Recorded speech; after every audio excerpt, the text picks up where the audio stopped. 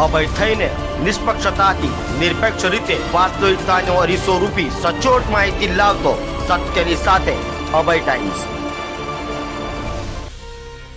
અઠવા પોલીસે ઝડપી પાડેલા આરોપીના 10 દિવસના રિમાન્ડ બાદ આરોપી સગીર નીકળ્યો હતો, જેને લઈ આરોપીના વકીલે આક્ષેપો કર્યા હતા।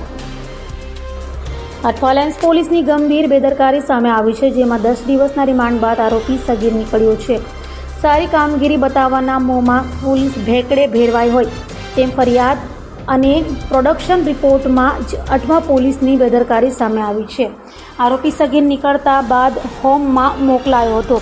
આરોપીઓને 10 લાખના મેફેડ્રોન ડ્રગ્સ સાથે ઝડપી પાડ્યો હતો।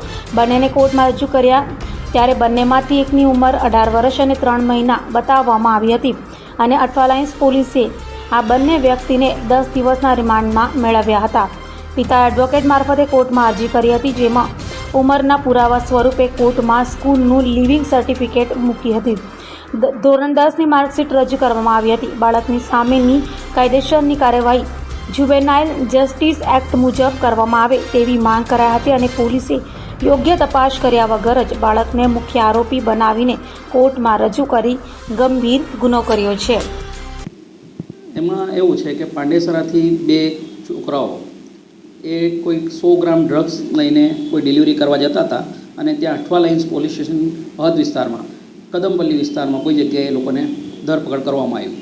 પછી ત્યારબાદ આજે જે જોઈનાયેલ બાળક છે, બાળ કિશોરના ફાધરને જાણ કરવામાં આવ્યો પોલીસ સ્ટેશન દ્વારા કે તમારા પુત્રને એવી રીતના અટક કરવામાં આવેલ છે।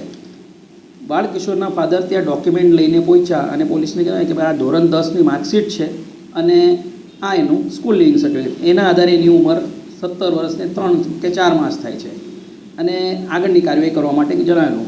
પોલીસે આગળની કાર્યવાહી ન કરતાં એને પુખ્ત તરીકે દર્શાવી નામદાર કોર્ટમાં રજૂ કરીને દિવસ 8ના રિમાન્ડ મેળવી લીધેલા।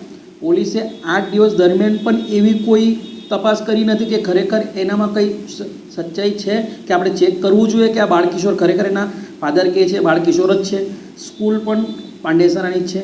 ધોરણ 10ની માર્કશીટ એટલે બોર્ડની એક્ઝામનું માર્કશીટ હતું એટલે ચેક કરવામાં સરળતા રહે, તે પણ ઇન્વેસ્ટિગેશન ઓફિસરે એમની કામગીરીમાં બહુ ગંભીર ભૂલ કરી, જે નામદાર કોર્ટમાં પછી બાળકિશોરના પિતા દ્વારા અરજી કરવામાં આવી।